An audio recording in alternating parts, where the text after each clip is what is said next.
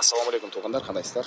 Назарыңыздарда қайрадан эле базар жоқ каналы. Бүгін 31 март 2023 жыл мен Бишкек шаарынын батыш тарабы Кудайбергенден сіздерге бір сатылуучу үй көргөзмөкчүмүн.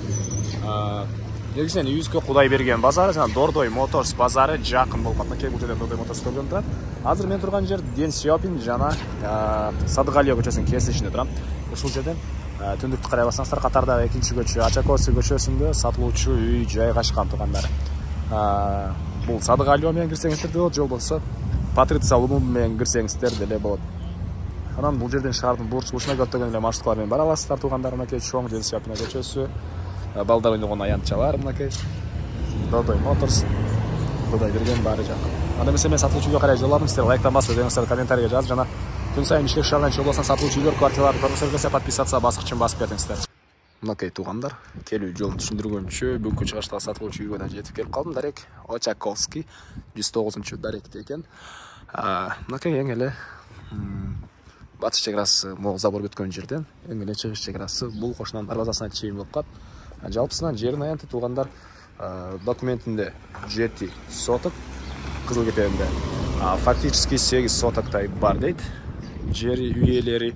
Анан көчөлөр көрүп турасыздар, асфальт. Чыксаңыздар бул Садыгалио, бул жак менен чыксаңыздар Патриция Лумумбы, жанакы көпчүлүгүңүздөр билген Автомир дүкөнү деле могу жерде ушул көчөнүн баш жагында жайгашкан. Дагы эмне маалымат тугандар? Көчө тараптан да кошумча ушунча жай көрүп тургансыздардай забор, дарбаза жана жакшы жер, центральный канализация, природный газ, электр энергиясы, суу баары бар. Кудайберген базары, Дордой Моторс базары жакын тугандар. Эми короосуна кирип калган маалыматты берейин. Так, мынакей короосу. Жерин аянты жана айткандай 7 соток.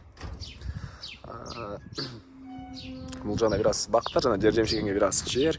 Жана төрүндө деле бир аз жер жемшигинге жер. Алды тарабы көрүп тургансыздардай брусчатка, көп эле машина баткандай жер. Калсаңыздар да эвес кылсаңыздар деле кенен жер экен, 7 соток жер тугандар. Анан бул жакта стенасы кирпичтен болгон 51 квадрат метр болгон үйүбүз жана төрүндө квартиранттар үчүн квартиранттар үчүн 72 квадрат метр болгон үй да бар. Ар бир квартиранттан тугандар 9000 сомдон ай сайын кирешеси бар ар биринен. Азыркы учурда 3 квартиранты бар тугандар. Негизинен базарларга жакын, квартирант деле үзүлбөйт дейт. Так, дагы эмне маалымат? Мынакей бул жакта үйдүн чыгымына жаткан склад, бактар, тапчан, дагы жер жемшигинге жер. Азыр биринчи болуп бул үйдүн ички тарабын көргөзөйүн, андан соң короосуна чыгып булардын да баарын ички тарабын бир чекеден көргөзөм. Так. Мынакей тугандар, бул сатылуучу үйүбүздүн кире бериши, прихожка, полдор, кафель. Анан ушул эле жерден сол тарапка карай кирсек, мынакей мондай коридор. Бул коридордон калган бөлмөлөргө өтүп кете алабыз тугандар. Оң тараптан мынакей бир бөлмө. Түштүк тараптан чоң терезе, отопление батареялары. Үйдө паровой отопление бар тугандар. Жана ушул эле жерден түзөтсөк, бул жакта бир спальный бөлмө тугандар. Полдор жыгачтан болгон пол. Андан ары коридорду сол тарапка карай кирсек, санузел. Батыш тараптан терезе, суу сарыстын жылыйт, раковина бар, суу чыгарган жана бул жакта кухня тугандар. Бул жакта кухня, раковина бар, суу чыгарылган, газ киргизилген, газовый плита. Мына ушундай эми короосуна чыгып, квартиранттар үчүн салынган үйлөрдү көргөзөйүн. Мынакей тугандар, мен кайра эле сатылуучу үйдүн короосундамын. Бул жакта жер жемшигинге жер, жана жаш бактар, чекаралар көрүп турасыздар, байкалып жатат. Анан бул жакта 3 квартиранты өзүнө атыралган 3 квартира. Бул жак 72 квадрат метр. Стенасы бул жакта эле кирпич, бул жакта эле кирпич жана ошондой эле ар бир квартиранттын бөлмөлөрүнө газ киргизилген. Бул үйгө да газ киргизилген.